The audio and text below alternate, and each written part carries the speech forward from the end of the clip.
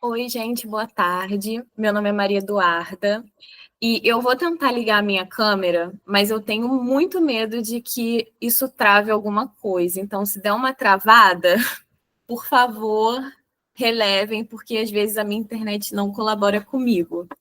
Então, hoje, como previsto, a gente vai fazer a leitura do capítulo 5 e eu decidi iniciar minha fala dizendo como ela vai ser desenvolvida, porque eu acho que é muito interessante começar por aí.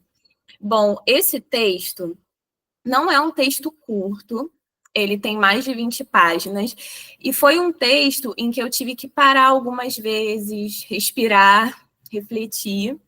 Então, eu vou sempre estar voltando ao texto. Eu fiz algumas pontuações, algumas anotações durante a minha leitura, que eu vou falar aqui, mas eu sempre vou estar voltando ao texto, falando alguns trechos, e inclusive vou começar por aí.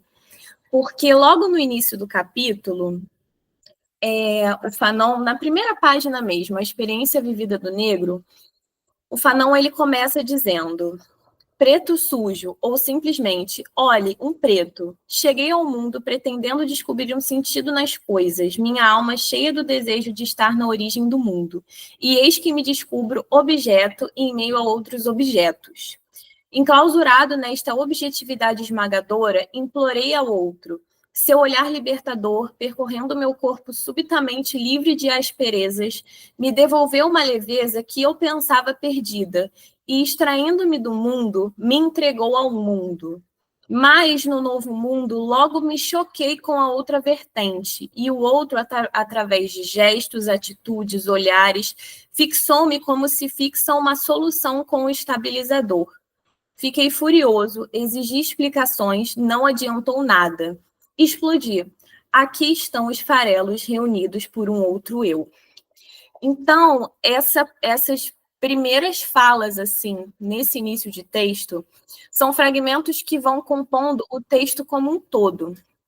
Então, entre as minhas pontuações, eu começo dizendo sobre esse olhar do branco que o Fanon enfatiza o texto inteiro, esse olhar que subtrai, ele que disseca, que julga, que violenta, e ao mesmo tempo é o único olhar verdadeiro. E essa violência que é vivenciada pelo negro nesse mundo branco em que ele é colocado, ocorre ainda na própria proximidade, na própria convivência com o branco, porque existe essa rejeição do negro nesse mundo. Porque o homem negro, e isso o Fanon fala, ele não. Como eu vou dizer isso? Eu vou usar as palavras dele. De um homem são esperadas as atitudes de um homem. E de um homem negro são esperadas as atitudes de um homem negro. Então, segundo o próprio Fanon, o homem negro, ele é um novo tipo de homem, é um novo gênero, ainda que exista o desejo de ser apenas um homem comum, um homem que contribua com a sociedade, com as coisas. Ele, inclusive, diz isso. E esse homem negro, ele é sobredeterminado pelo exterior. Em certo ponto do texto, o Fanon, ele traz uma reflexão acerca do antissemitismo direcionado ao povo judeu, e ao preconceito direcionado às pessoas negras. Então, nessa reflexão, ele diz: claro que existe o antissemitismo, né? É conhecido que existe o antissemitismo, só que, diferentemente do judeu, para mim, em relação à própria existência, à própria visualidade desse corpo negro ocupando um espaço, não é oferecida pelo olhar branco, por esse mundo branco, nenhuma chance. Então, já existem vários estigmas que são colocados aí só pelo olhar, só pela presença desse corpo negro no mundo branco. E indo em relação a essa reflexão do corpo, porque ele aborda isso, que o conhecimento do corpo para o negro no mundo branco é unicamente uma atividade de negação, né? É uma fala muito forte. Em certo momento, ele diz que quando ele entra em contato, né, com a face, as feições dele, ele reconhece sua aparência como feia. E, em seguida, ele se questiona, mas quem há de me dizer o que é beleza? Né? Esse questionamento do que é belo nesse mundo que só me anula. Então, essa violência é presente em várias instâncias, mas também, inclusive, no que existe de mais interno. Também nessa possibilidade em que ele diz de esquecer tudo, ele esquece tudo, com a condição de que o mundo não me escondesse mais nas suas entranhas. E ele é constantemente desiludido. Nesse sentido, na minha edição, que é a edição da Universidade Federal da Bahia, da editora da Universidade Federal da Bahia, na página 106, ele faz um pequeno panorama, né, no ano em que ele escreve, de como o povo negro é tratado em diferentes lugares, né, do mundo. Então, ele diz que na América os pretos são mantidos à parte. Na América do Sul, chicoteiam nas ruas e metralham os grevistas pretos. Na África Ocidental, o preto é um animal. E aqui, bem perto de mim, ao meu lado, este colega de faculdade, originário da Argélia, que me diz: enquanto pretenderem que o árabe é um homem como nós, nenhuma solução será viável, né? E aí, nesse ponto, no final do texto, porque eu também senti que o texto, ele se costura num, como é que eu vou dizer, num contínuo, né? Não é algo que é linearmente feito, é um contínuo. Então, o texto pergunta, ele mesmo se responde, vai nesse movimento que eu gostei muito. No final do texto, ele traz uma citação, né? Uma situação em que, né, é uma citação, eu estou tentando achar o nome, que traz uma relação de que o preto, né, esse é um nome, em que ele não consegue atirar nos brancos, porque eles são brancos, né? Ele não pode atirar nos brancos porque eles são brancos, e que ele se sente culpado, aqui, do Sartre, e que ele se sente culpado, né? É sempre assim, com os brancos, ele se sente culpado e não sabe nem do porquê, mas ele se sente um miserável. E nesse sentido, ele traz uma frase assim muito forte também, que também perpassa todo o texto: sentimento de inferioridade. Não, sentimento de inexistência mesmo.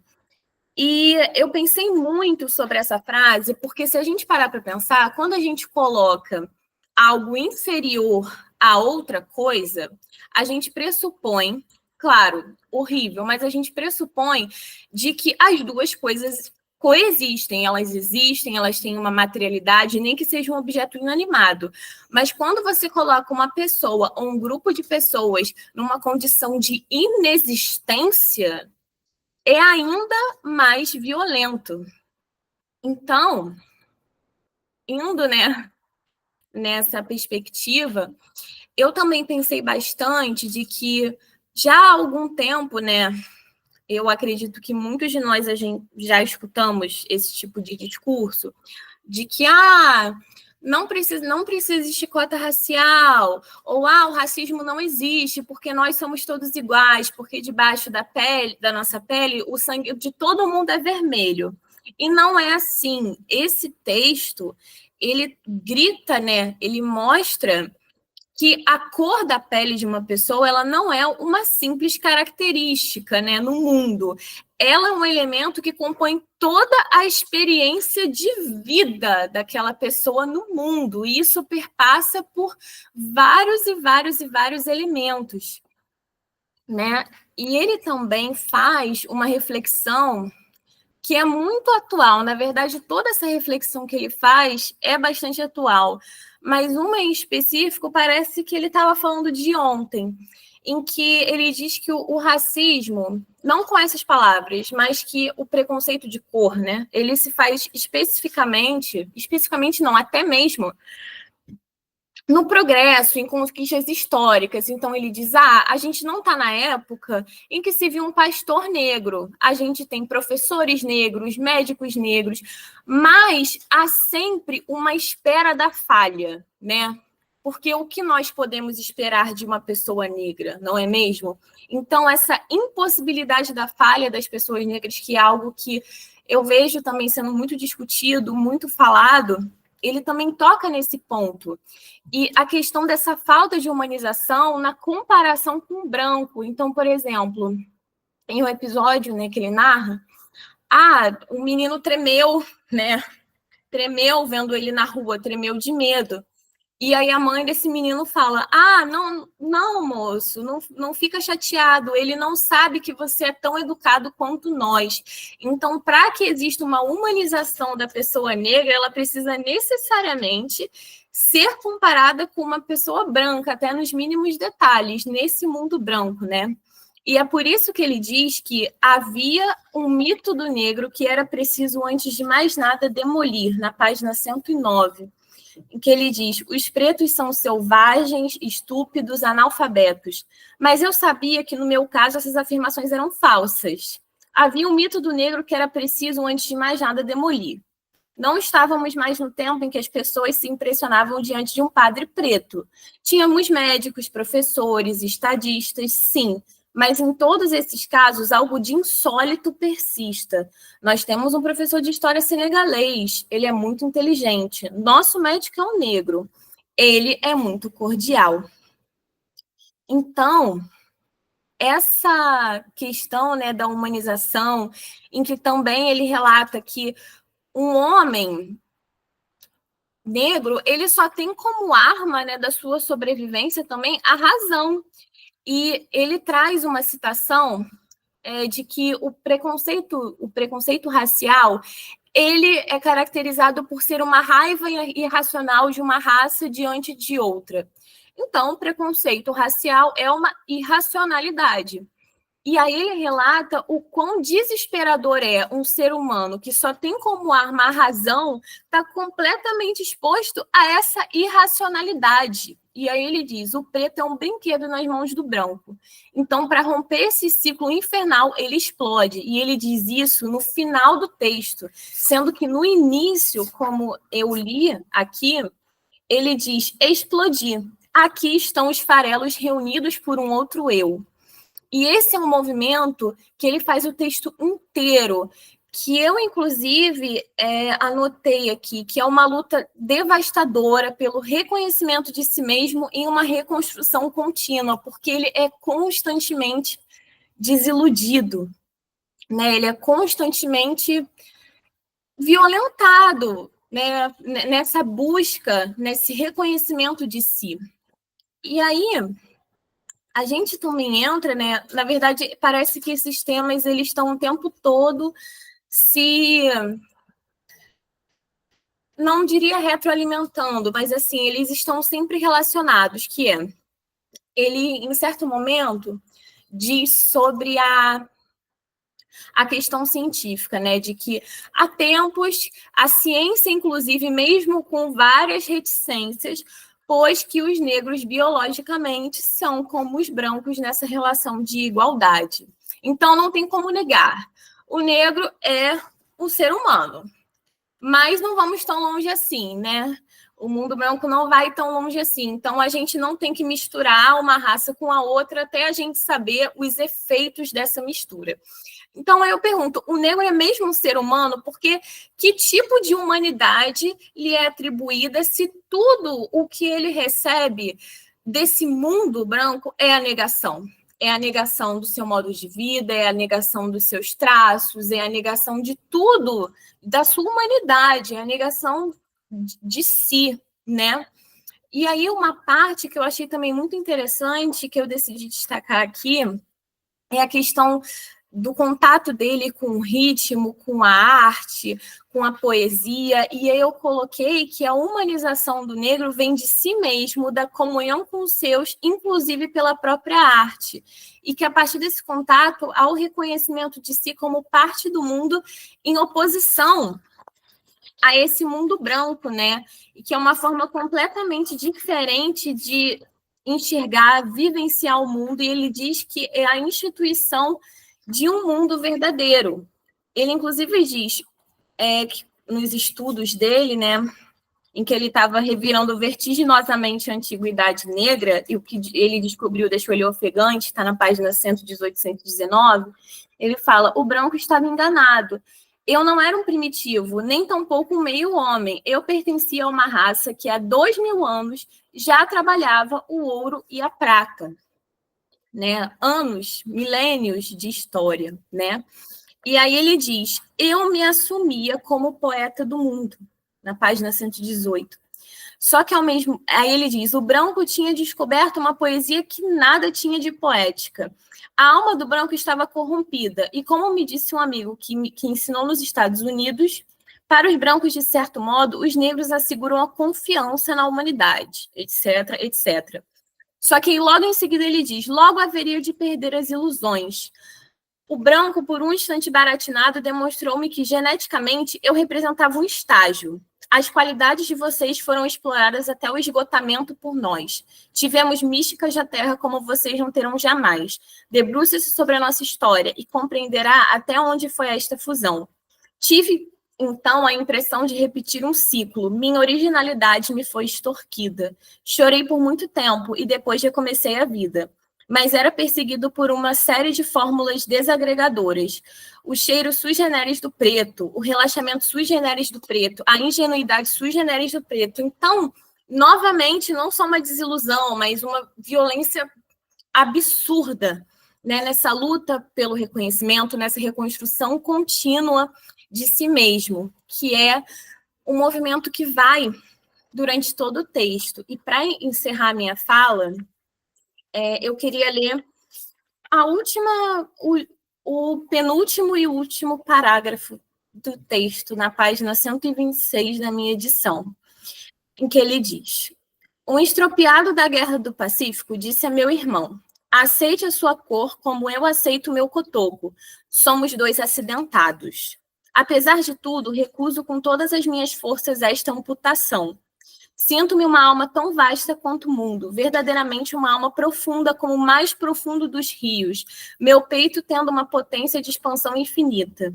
Eu sou dádiva, mas me recomendo a humildade dos enfermos. Ontem, abrindo os olhos ao mundo, vi o céu se contorcer de lado a lado. Quis me levantar, mas um silêncio sem vísceras atirou sobre mim suas asas paralisadas. Irresponsável, a cavalo entre o nada e o infinito, comecei a chorar. Então, é isso. Eu vou desligar minha câmera, vou passar a palavra para a Viviane. E é isso. Obrigada, Duda. Eu quis pegar uma parte que acaba sendo uma... Assim, foi ótimo porque a Duda falou muito bem sobre o conteúdo e essa sensibilidade, né? Acho que a Duda foi muito sensível em captar o que o Fanon estava querendo dizer. E aí eu quis entrar mais numa área que é um pouco longe, né, da área da letras, né, que é a crítica que o Fanon faz ao Sartre nesse capítulo. Basicamente, o Sartre e o Fanon, eles estão nesse momento, né, num campo marxista, né, da ideia. Então, e seguindo a ideia, né, da filosofia marxista, então o materialismo histórico dialético, que vem da dialética do Hegel, e isso é um marco importante, né, porque o Marx, quando ele desenvolve o Hegel, você tem uma marcação muito dura, né, dos materialistas para os idealistas. Então, usar Hegel, né, te coloca nesse campo do materialismo. E o Fanon faz uma crítica muito dura, né, ao Sartre, muito necessária, porque o Sartre vai... primeiro, assim, continuando o que a Duda falou, né, o Fanon vai dizer que ele chegou ao mundo pretendendo descobrir um sentido nas coisas. Minha alma cheia de desejo de estar na origem do mundo, e eis que me descubro objeto em meio a outros objetos. Isso lá no início. Mas ele fala de outra coisa no final, que é sobre esse desejo de ser um homem, como a relação dialética do eu-outro que o Hegel vai colocar. Então, você só existe porque o outro te reconhece. Não porque o outro te reconhece, mas porque vocês dois estão num nível de se reconhecerem mutuamente. E isso não existe no caso dos negros, como o Fanon vai falar, porque o negro é retirado dessa dialética, porque é negado ele a interpretação de humano. Então, ele não pode estar, como ele coloca várias vezes. Então, nesse primeiro capítulo, que ele diz que ele queria descobrir as coisas e me ficou como objeto, um pouco mais na frente ele vai falar, queria simplesmente ser um homem entre outros homens, gostaria de ter chegado puro e jovem em um mundo nosso, ajudando a edificá-lo conjuntamente. E aí ele vai falar também sobre... Eu perdi aqui a citação, mas ele vai falar sobre como ele chega no mundo e tudo já estava descoberto. Então, há 2 séculos, né, então, há 2 séculos o negro estava sendo aqui. Há 2 séculos eu estava perdido para a humanidade, eternamente escravos. Depois, alguns homens vieram a declarar que tudo aquilo já tinha durado demais. Minha tenacidade fez o resto. Fui salvo do dilúvio civilizador. Avancei tarde demais. Tudo estava explorado, previsto, provado, estabelecido. Minhas mãos nervosas ficaram vazias. A fonte secou tarde demais. Mesmo assim, quero compreender.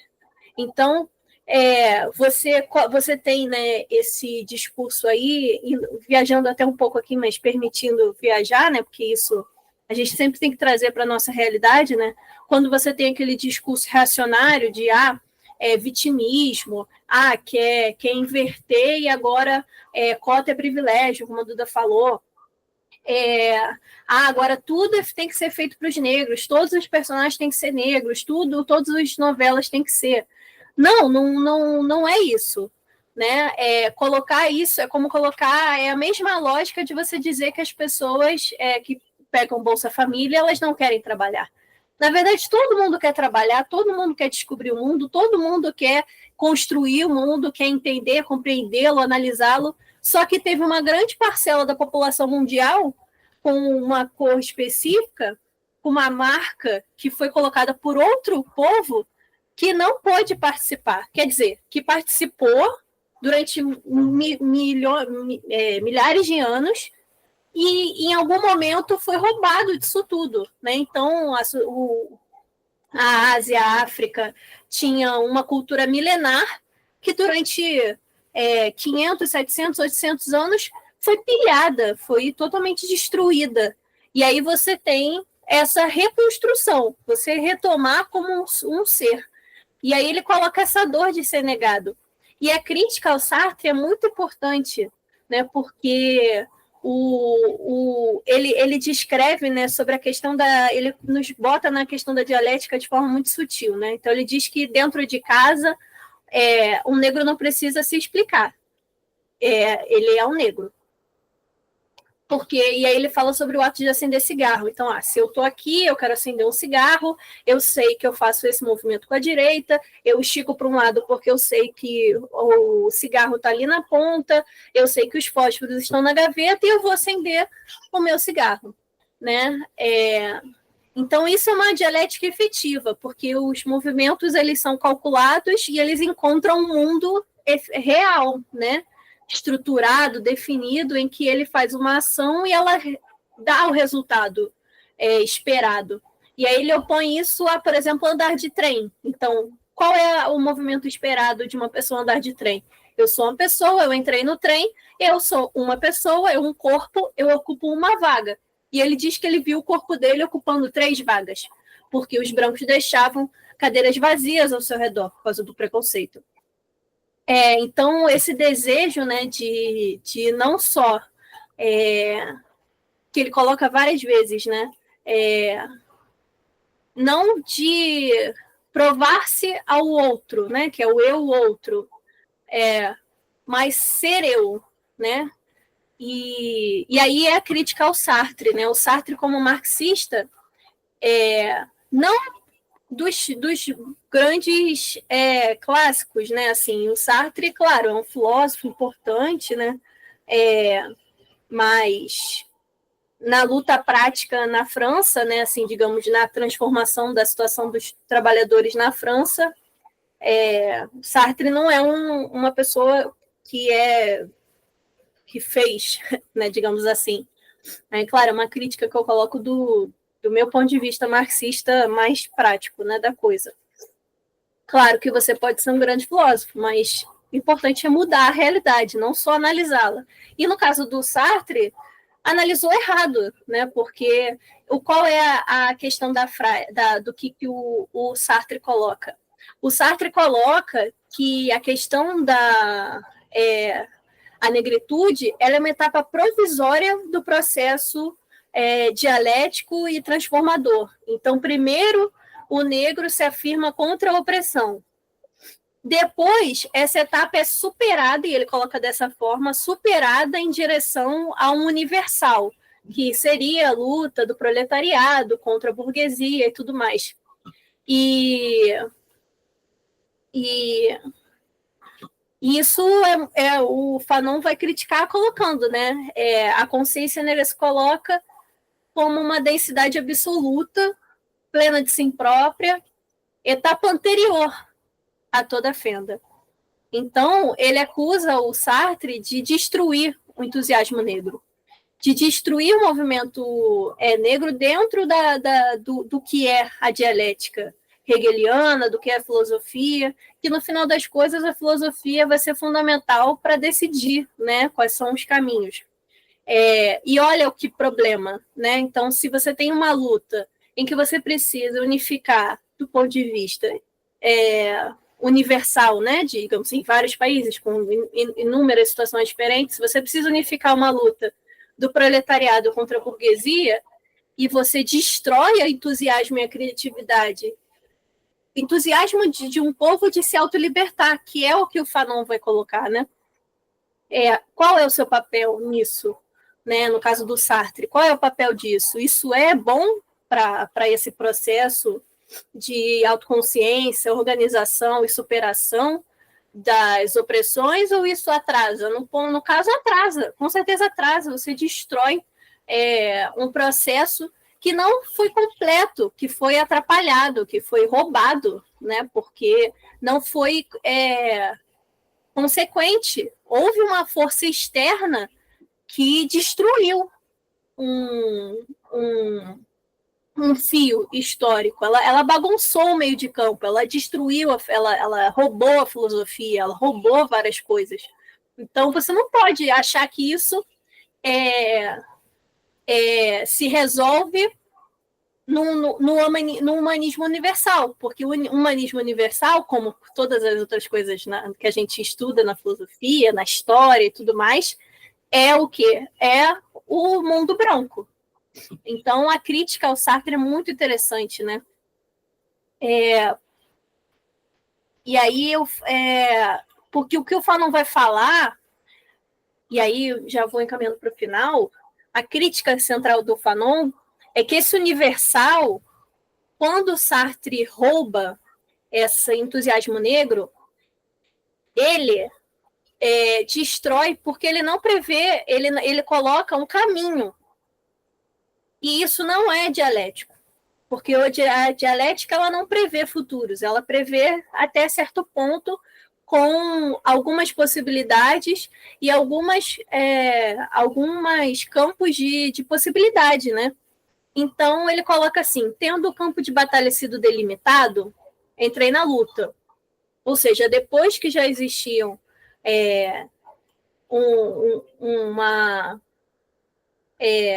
um processo branco, marxista, europeu, não necessariamente que não fosse aplicável, mas tendo ele já existido, ele entrou na luta. Ou seja, se é uma classe universal, então como a minha classe, como a minha parte da sociedade irá se levantar? o mundo branco rejeitava a minha participação. Então, é muito, muito sensível o que o Fanon vai colocar sobre destruir destruir a imprevisibilidade. Porque não, a gente não tem como, e isso está no Hegel, né, no materialismo de Hegel, que é muito difícil. Então, assim, eu posso estar falando besteira, porque a minha leitura de Hegel é muito a leitura dos marxistas, e eu estou falando mais em relação a essa própria crítica, né? Porque quando ele fala contra o dever histórico, deveríamos opor a imprevisibilidade. Então, se na verdade o progressismo branco europeu prevê que tudo é eterno e tudo passa de X, Y, Z, tanto que eles justificam as opressões com a continuidade da opressão, então sempre existiu a opressão, ela sempre vai existir, como a escravidão sempre existiu, então sempre vai ter um povo escravizando outro povo.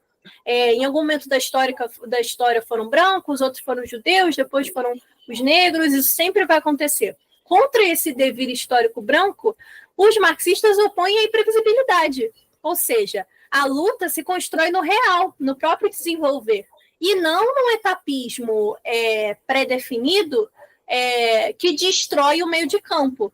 Então, esse processo como o Sartre coloca, né, esse processo se afirma contra a opressão, mas isso precisa ser logo superado a um humanismo universal. Nós nem chegamos no humanismo universal, né? Como nós vamos superar uma etapa não completa? Então, isso é antidialético, né, no final das contas. Eu não sei se eu me fiz entender, mas tem algumas outras citações assim muito importantes e para a gente ver, né, o quanto essas pequenas linhas, né, quanto os filósofos às vezes às vezes não, muitas das vezes, na verdade, na maioria das vezes, eles passam a perna, né, dizendo que usando a palavra dialética, né? Então, a negritude é uma espécie de momento dialético. Não, a dialética se constrói na realidade. Portanto, se está construindo a negritude, não podemos dá-la como um processo que tem que ser superado. Ela precisa ser feita, ela precisa ser dita e ela dirá aonde ela vai chegar, porque é um processo em aberto, né? Isso é dialético. Então, a crítica do Fanon é fundamental, assim, né? Claro que, e ainda mais naquela época, né? Os dois discutindo ali na França, num momento muito quente, né? De revoluções, de libertações nacionais na África. Então, é um debate importantíssimo, né? Do Fanon, e uma posição extremamente, imagino, difícil de se tomar naquela época, mas certeira, né? Indo ao ponto fundamental.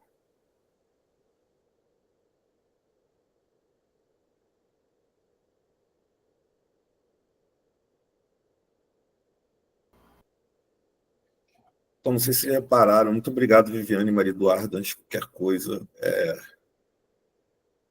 Assim, eu estou um pouco atônito assim, com a participação de vocês, porque eu sinto que é como se eu não precisasse falar, porque eu acho que foi muito feliz o percurso que vocês fizeram. Então, a primeira coisa que eu gostaria de dizer é agradecer a contribuição muito singular, muito madura e muito séria de vocês duas, cada qual no seu idioma, né? E eu vou fazer pontuações nesse sentido. Então, assim, a primeira coisa que eu gostaria de ressaltar é mais do ponto de vista autoconsciente, assim, nosso enquanto grupo. Hoje nós começamos sem preâmbulos e sem introduções. A gente começou a leitura, assim, a primeira vez que a gente faz isso. Foi um pouco inconsciente da minha parte, no sentido de não dar boas-vindas, não ficar de formalismo. Então, a gente já começou na leitura e vocês normalizaram isso, felizmente, a gente não enfim. Então, assim, essa é a primeira coisa que eu gostaria de ressaltar. Então, seguindo adiante, né? Eu queria começar por um aspecto ao qual eu voltarei, que foi tocado pela fala da Maria Eduarda. Veja bem, isso que eu estou fazendo aqui é no sentido de aprofundar algumas leituras, porque eu estou plenamente satisfeito pelo percurso que vocês fizeram no capítulo e pelas interrogações que foram dirigidas também, tanto às margens do texto, os diálogos históricos que o texto faz por parte da Viviane, né? Então, tanto a parte mais intensiva quanto a parte mais extensiva, né? Ou centrífuga, né? Centrífuga para fora, né? Então, eu estou muito satisfeito nesse sentido, porque esse capítulo é um dos capítulos mais importantes do livro, do ponto de vista da recepção histórica do Fanon. Seja porque elabora um dos conceitos mais importantes do pensamento fanoniano e que tem mais sobrevivência hoje, que é o conceito de experiência vivida do negro. Né? Eu vivo falando, usando isso, inclusive, do ponto de vista pouco referente, à medida que isso já é um jargão comum dos estudos fanonianos. Né? E esse capítulo, por causa disso também, e porque é um capítulo em que a experiência do cair em si, do ocupar a posição perceptiva da negritude, é dito pelo Fanon em primeira pessoa.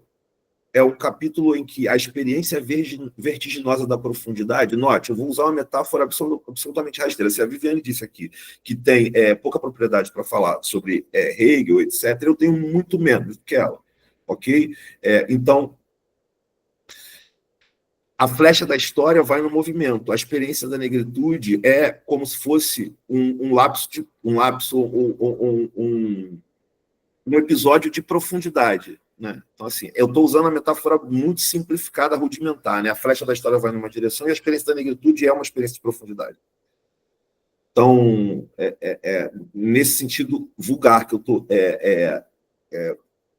pouco rigoroso, tá? Mas é nesse capítulo que esse adjetivo que é muito atribuído à elaboração da negritude nos termos falando como uma experiência de queda de si ou caída em si, como uma experiência de profundidade, é algo que é aproveitado por um movimento teórico chamado afropessimismo, que está muito em voga hoje. E esse afropessimismo, ele dialoga com uma apropriação fanoniana que ganhou muita força no Brasil historicamente, que é a apropriação fanoniana intermediada pela leitura do Sartre. Então, durante muito tempo, para a leitura, para a fortuna crítica brasileira, o Fanon, que era mais recebido, e hoje isso voltou a acontecer por causa do afropessimismo, é o Fanon lido exclusivamente nos termos do Pele Negra, Máscaras Brancas. E não o Fanon também da libertação nacional, e não o Fanon também da Revolução Argelina, e não o Fanon também da reforma psiquiátrica. Então, é muito importante associar essa crítica do Fanon, marcar, assinalar essa crítica do Fanon ao pensamento sartreano como próprio do próprio Pele Negra e Máscaras Brancas. Se em algum momento a leitura do Pele Negra e Máscaras Brancas foi muito feita historicamente pela mediação do Sartre e pela dissociação do resto do texto do Fanon, justamente para negar ao Fanon essa associação dele ao materialismo histórico, ao materialismo dialético. Né? Então, o Fanon, que viveu pouquíssimo, que morreu aos 36 anos, deixou uma obra vasta, diversa, complexa, mas uma obra com vocação à universalidade, desejosa da experiência da universalidade. Uma obra antissectária. Né? Então, sem abrir mão dessa experiência, dessa singularidade, porque é nesse capítulo também que é aquela formulação narrativa mais complexa e mais fraturadora da experiência é formulada pelo Fanon, que é da criança apontando para ele dizer: mamãe, veja, um negro, eu tenho medo. Esse processo, veja bem, uma coisa é ser visto pelo outro, a experiência da alteridade radical como negro. Outra coisa é fazer essa experiência como uma experiência de ser objeto do medo de alguém. Então, essa experiência ele define como uma experiência vertiginosa, e eu acho que a fala da Maria Eduarda foi muito feliz, porque ela ressaltou o aspecto paradoxal e problemático, no melhor sentido, da formulação desse capítulo, que é a elaboração cíclica, né? Não linear do texto. Né? É como se o movimento do texto ele seguisse ou se construísse numa sintaxe espiralada, né? Em que o final do texto aparece antes, como ela pontuou, mas só se consegue cair em si nele quando se chega no final do capítulo. Né? Então, é como se os movimentos da história eles assumissem como ele fala nos Condenados da Terra, uma acepção muito particular na experiência colonial, Viviane. Então, isso que você fala da imprevisibilidade da dialética é algo que, de alguma maneira, foi formulado pelo próprio Fanon, cara, lá nos Condenados da Terra, quando ele fala da astúcia da história quando nas colônias. Né? E o Fanon da libertação nacional é o Fanon da cooperação internacional, é o Fanon internacionalista, né? É o Fanon das pontes entre agendas de libertação, anti-imperialistas, contracoloniais, etc. Então, essa indisibilidade da dor que guetifica os movimentos sociais é algo que não tem natividade no pensamento do Fanon. Então, se há um reacionarismo que esvazia as lutas, de um lado, de fora para dentro, isso é rejeitado de forma muito forte pelo Fanon. Por outro lado, também é rejeitado o sectarismo de dentro para fora. Então, é um cara de 36 anos, morreu com 36 anos e que deixou uma contribuição muito significativa. Então, assim, isso eu gostaria muito de pontuar, eu gostaria de retomar a pergunta antes de seguir e falar o que eu tenho ainda para dizer.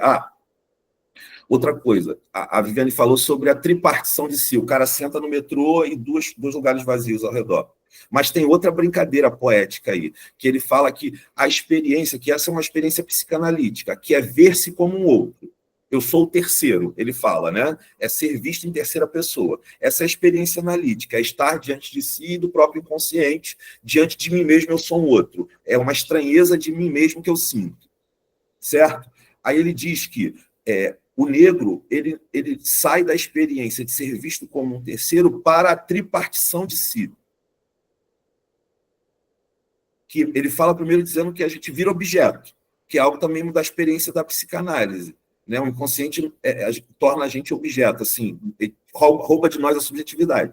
Por outro lado, tem essa coisa de estar tripartido, porque além de eu ser eu para mim, eu sou eu no nada, é algo do tipo isso, né? Ou numa vertigem da experiência de si, que é um caminho, uma espécie de caminho sem volta de fratura do eu. Isso eu tenho muita dificuldade de formular, mas me parece que ele está falando não apenas dessa condição social de pária, de isolado, mas também de ter uma outra região de desconhecimento, de alinhamento de si, melhor, de alienamento de si, de alienação, desculpa, de si. Então, tem aí também um modo de ficar coisado, sabe? Que, de alguma forma, ele está pontuando que eu acho que é muito próprio da singularidade.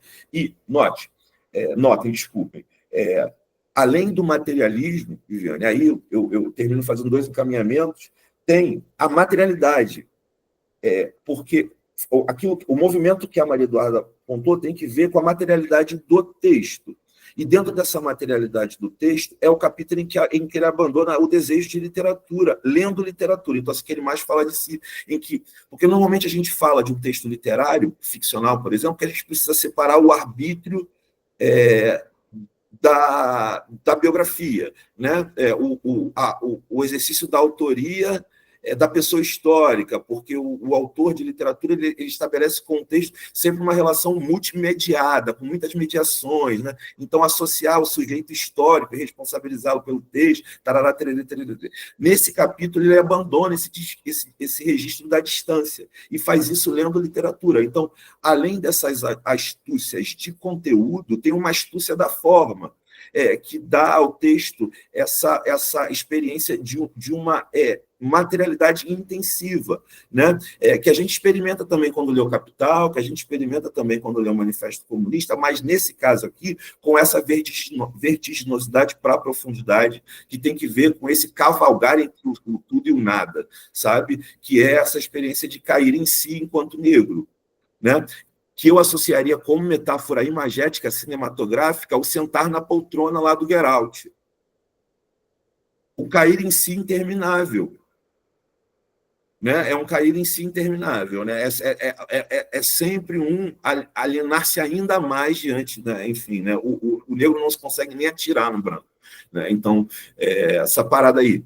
Tá? Então, eu termino falando desse livro aqui, que eu acho que é um livro que eu li, ele é um pouco renitente e ranzinza em relação ao afropessimismo, exagera um pouco na crítica, mas acho que é muito importante no sentido de reivindicar a vinculação do Fanon ao marxismo,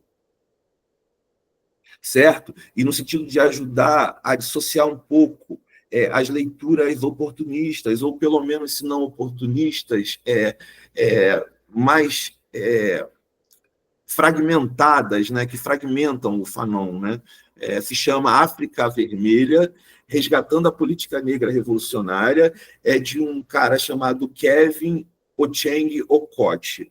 E algumas das elaborações a que eu cheguei hoje, e a gente acabou se encontrando aí numa encruzilhada, nós três, uma encruzilhada bem bacana, eu fui levado por esse livro.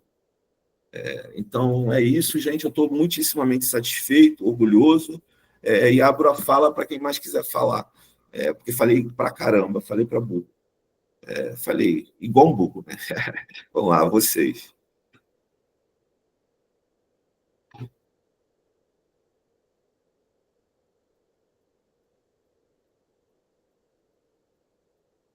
Não? Ok. Não se esqueçam de assinar a lista de presença, por favor. Tá bom? Está gravando ainda. Estamos gravando. Posso encerrar? Você não quer falar, Tudis? Eu estou falando com um responsável, resolvendo uma coisa que é ao mesmo tempo em que eu estou participando. Mas eu achei hoje... acho que o grupo vem tomando uma forma, né, e aumentando o fôlego, e é muito bonito ver esse processo. E aí a Maria Eduarda e a Viviane, acho que fizeram um trabalho aí primoroso, e foi especialmente interessante ver né, a apresentação da Maria Eduarda e o comentário da Viviane, deixa tão evidente o lugar de onde elas estão falando, e as filiações que elas têm, né, quando elas olham para o texto do Fanon. Acho que isso hoje foi assim, foi muito precioso. Foi um encontro ótimo, estonteante, como é o texto do Fanon, gente. Obrigada.